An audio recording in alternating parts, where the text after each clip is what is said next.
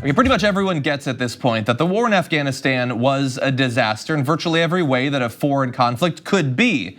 But now, as a result of a pretty in-depth investigation, we're finding out more and more about the campaign of deception that was employed by the US government and the US military over almost 2 decades to make sure that it took as long as possible for us to discover just how bad it was. We're talking here about a Washington Post investigation. There's a write-up by Craig Whitlock. They used more than 2,000 pages of unpublished notes of interviews, some going back years and years and years, more than 400 insiders, many of them anonymous, but some of them not anonymous, being willing to criticize the war effort in Afghanistan in a more open way than I believe I've seen before. So I want to give you some examples of this. This first quote comes from a 3-star Army General, Douglas Lute. It says, "We were devoid of a fundamental understanding of Afghanistan. We didn't know what we were doing. What are we trying to do here? We didn't have the foggiest notion of what we were undertaking." And what's interesting is that you have a combination of 2 things. You have a lack of understanding of the history, the social dynamics, the factions in Afghanistan, with an ever expanding list of priorities, goals, missions. They use an analysis at one point, a metaphor, of there's this Christmas tree, and they said there are presents under there for everyone.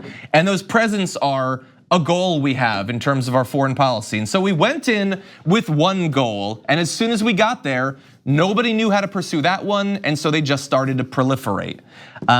We got a lot more we're gonna get to, but I wanted your initial reaction. Well, this is not shocking. I think this is kind of what it looked like on the outside. Chaotic and ignorant and way too long. Way too long, way too costly. Actually, let's transition to the cost. So in terms of lives, Luke continued, this is the 3-star Army General, says, "If the American people knew the magnitude of this dysfunction, 2,400 lives lost, who will say this was in vain?"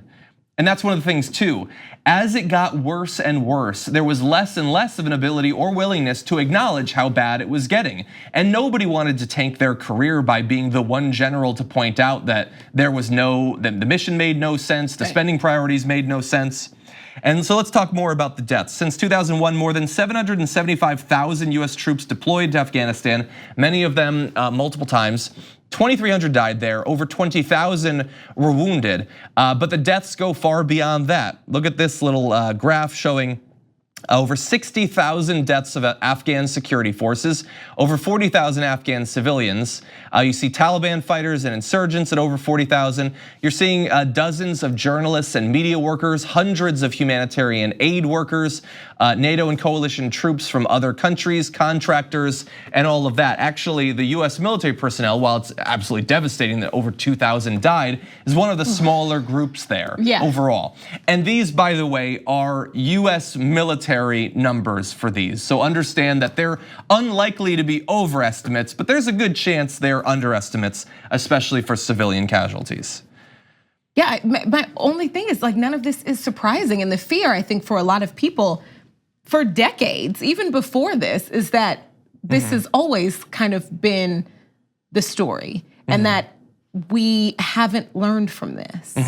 So I guess the fear would then be that if people didn't take away the right lessons from the war in Afghanistan, that they might be more likely to land us in a conflict that could have similar results. Exactly. And especially when the invasion was not pitched as, oh, by the way, in 2 decades, we're still gonna have a significant military force there.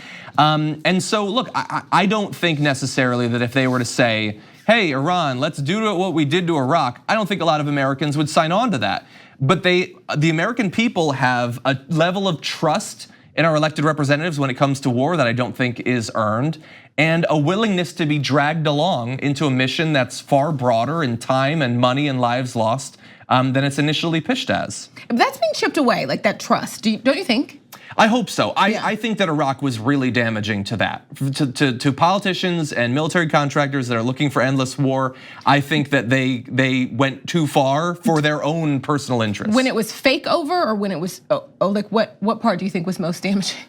What do you mean? When it was pretend over, or then when it was like actually like just the sheer length. I think people got ground down by it. Yeah. And I think, look, I also want to talk about the money too, because obviously the lives lost are devastating, but the cost is significant as well. And we can never let people forget how much money was wasted, not just in Afghanistan. Iraq was obviously even bigger, but a lot of money in Afghanistan. So let's talk about that. Since 2001, the Defense Department, State Department, and US Agency for International Development spent or appropriated between 934 billion and 978 billion. That does not include money spent by other agencies such as the CIA and the VA. And of course, it's interesting that they leave out the VA money because that's obviously gigantic already, but that's money that will continue being spent for literally decades. We've created disastrous health outcomes for tens of thousands, hundreds of thousands of individuals that we will be paying for the rest of our lives. That by far is the most justified expense. If we're gonna send people over there, we definitely have to take care of them.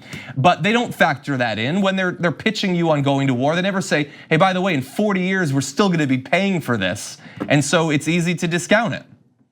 Now, also in terms of the spending, let's see. Oh no, actually, well, that's really important. I wanna go back to the beginning. I'm gonna jump ahead a little bit, because there's some quotes here from Don Rumsfeld from really early on, from the initial invasion, that are fascinating, especially in hindsight now knowing what we know.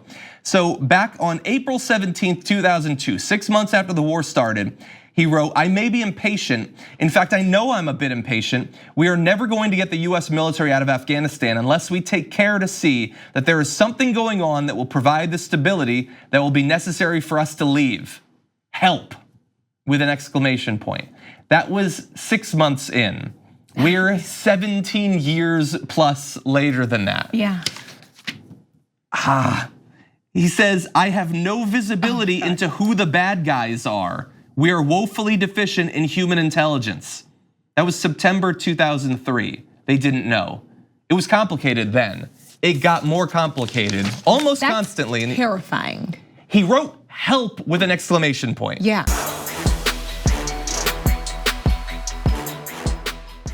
Check out the Damage Report podcast each day, wherever you get your podcasts, whether Pocket Casts or Stitcher or iTunes. You can join me as I give you the news and stories you want, with a range of co-hosts and interview guests jumping in on the fun each day.